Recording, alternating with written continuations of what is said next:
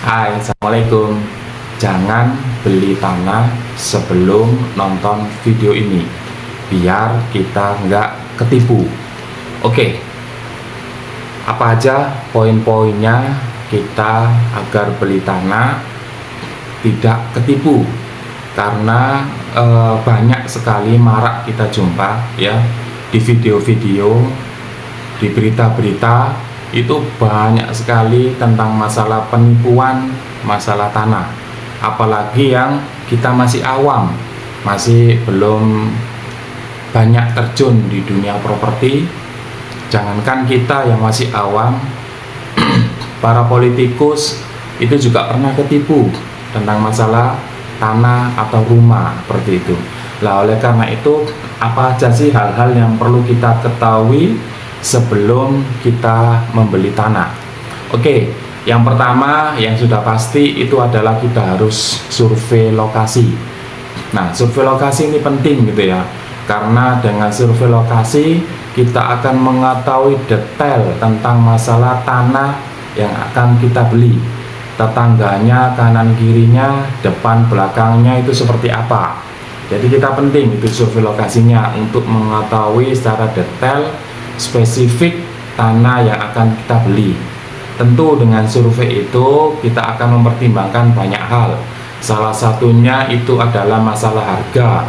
Masalah harga ini itu kita bisa range jarak antara tanah yang kita beli ini dengan sekitar gitu, harga sekitaran itu berapa harganya. Misalkan kalau rata-ratanya harganya 3.500.000 per meter persegi, ya kurang lebih harganya ya seperti itu harga tanahnya.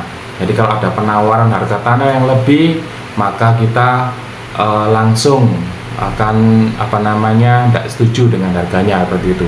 Itu yang pertama adalah survei lokasi. Yang kedua tentu kita akan tanya, kalau itu sudah serak ya terhadap tanah tersebut, itu kita tanya kepada tetangga kanan kiri, ini status tanahnya gimana, tanahnya ini aman atau enggak. Kita tanyakan apakah tanahnya ini kena jalan, apakah tanahnya ini fasum, apakah tanahnya ini itu nanti akan diperuntukkan untuk bukan perumahan. Nah, itu bisa kita tanya di tetangga kanan kiri, depan belakang. Dan yang paling penting kita juga tanya RT RW gitu ya. Tanya RT RW, kita sempatkan, kita sowan ke rumahnya, ke rumah RT RW-nya, kita tanyakan gitu ya, tanah tersebut tanahnya ini kena fasum atau enggak gitu. Itu yang tahu adalah RT RW, bahwa nanti kedepannya ini tanahnya gimana itu tanya ke RT RW-nya.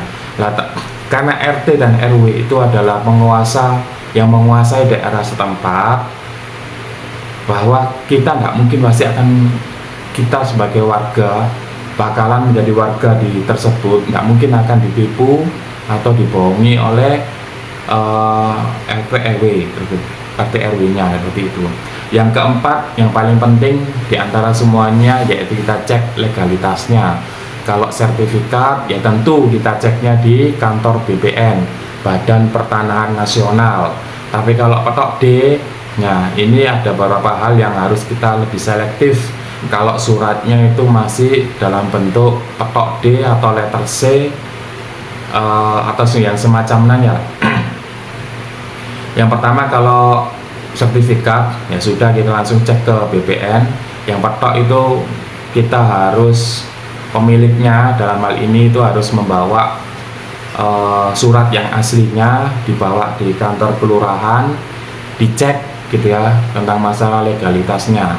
Nah, nanti setelah kita lihat bareng-bareng antara penjual sama kita datang di kantor kelurahan untuk mengecek langsung tentang masalah surat yang akan kita beli petok ini. Nah, nanti biasanya di kantor kelurahan itu akan dibukakan namanya buku kerawangan. Itu nanti akan dijelaskan bahwa tanah ini itu terletak di desa ini atau kelurahan ini, kecamatan ini, nomornya berapa, miliknya bapak siapa, dengan nomor petok berapa, luas berapa. Nah, itu tertera semuanya. itu nanti akan ada namanya, itu adalah buku riwayat. Jadi nanti riwayat tanahnya jelas nanti dari pemilik awalnya siapa, dijual ke siapa, dijual lagi ke siapa, pada tahun berapa, luas berapa, itu semuanya ada. Lah itu harus lengkap riwayatannya, itu buku kerawangannya, letternya, nomornya itu harus lengkap semua sesuai. Lah kalau nggak sesuai, lebih baik kita hindari, kita lebih baik cari yang lainnya yang lebih aman, cari yang safety betul-betul buat kita. Karena kita beli tanah itu bukan hanya membeli tanah tersebut, tapi juga melihat keberkahannya. Kalau tanahnya tersebut itu tidak bermasalah, lebih baik kita hindari,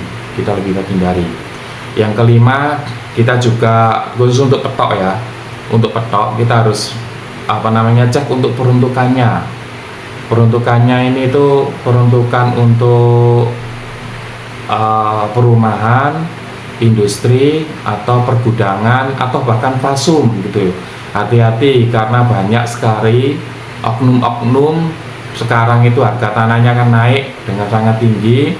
Itu tanah fasum, bagi yang pengkapling nakal yang harusnya fasum ternyata dibuatkan surat.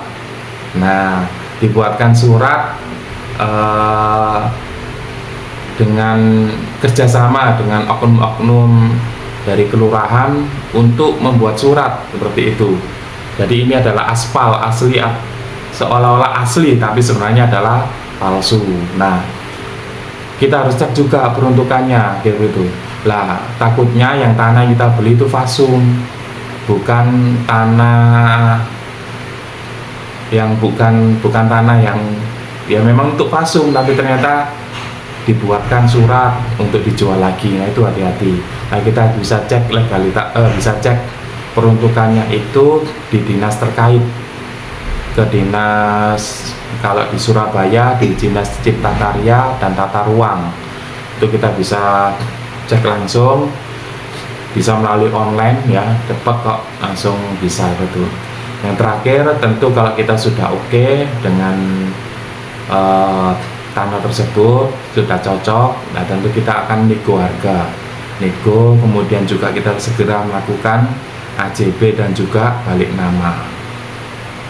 Nah itu 7 tips untuk kita membeli tanah agar kita tidak ketipu. Oke guys, itu aja mungkin yang bisa kami sampaikan, kurang lebihnya mohon maaf. Salam cuan, salam sehat, wassalamualaikum warahmatullahi wabarakatuh.